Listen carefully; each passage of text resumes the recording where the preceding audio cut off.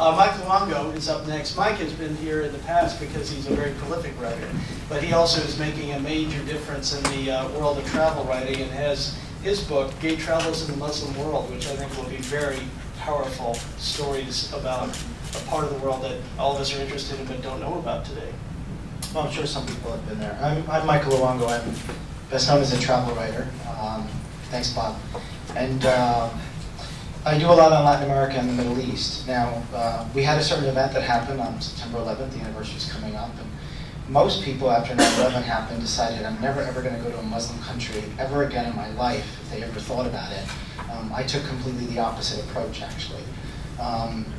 As a travel writer, I have this view that it's not just beaches, it's not just bars, it's not just luxury hotels, but it's really about going to places and kind of conveying the way that those places are, especially to people who will never ever go there.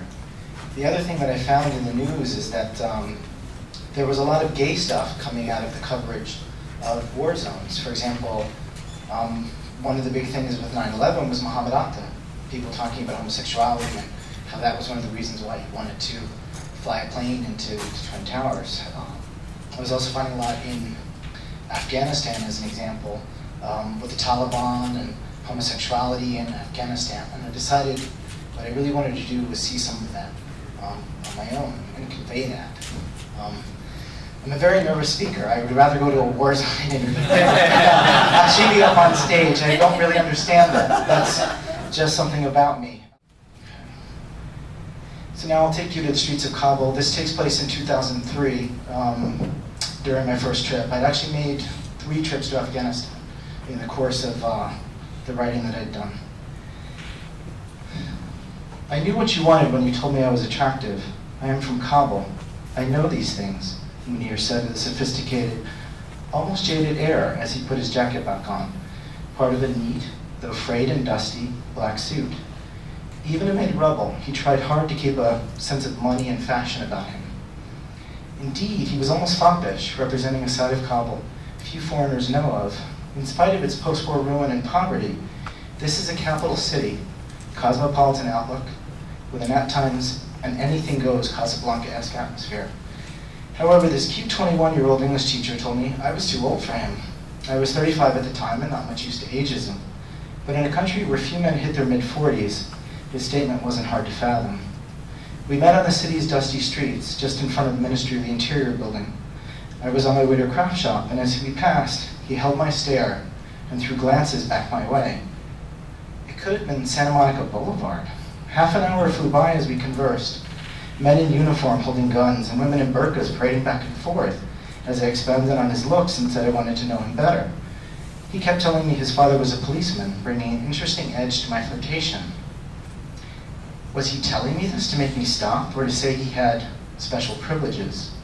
Like others I met in Kabul and told I was gay, Munir insisted I should have gone to Kandahar, reputed to be Afghanistan's gay capital, where he said, men like men. Ironically, the Taliban's headquarters had been in that very city. Yes, they did murder gay men, famously toppling walls over them, but eventually some came to light what they saw. If Jerry Falwell had churches only in West Hollywood from which to spew his rhetoric and gain parishioners, he'd have to tolerate and absorb much of the behavior he claimed to be against. Though I couldn't have Munir, he was sure his 26-year-old friend, already partnered with a 35-year-old man, would like to meet me. After all, Munir said, this is Kabul, anything can be arranged. We made plans to meet later at his house. I did not know yet, but through Munir, I would become privy to a group of Kabul men, some soldiers, who threw parties at the chance of sex between men. Although my interaction with Munir was clear-cut, other encounters ranged from vaguely subtle to outlandishly open. On first glance, so many men hold hands in Kabul, you'd swear you were in Chelsea. But if you're familiar with Islamic countries, this means nothing.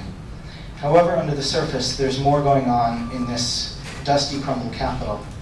My most interesting meetings were without my translator, when it was just me, unfiltered, alone with Afghan men. Good. A minute. Remember the impulse body spray commercials from years ago? Walking in Kabul is like living in one.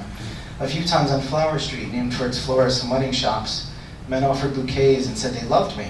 The kind of greeting Bush hoped America would have in Baghdad after that ill-fated invasion. In America, though, no man ever greets me spontaneously like this, and if they did, I'd think they're psycho. But here in Kabul, the offers of love and flowers out of blue were endearing. Still, like holding hands, this didn't always mean anything. Thank you.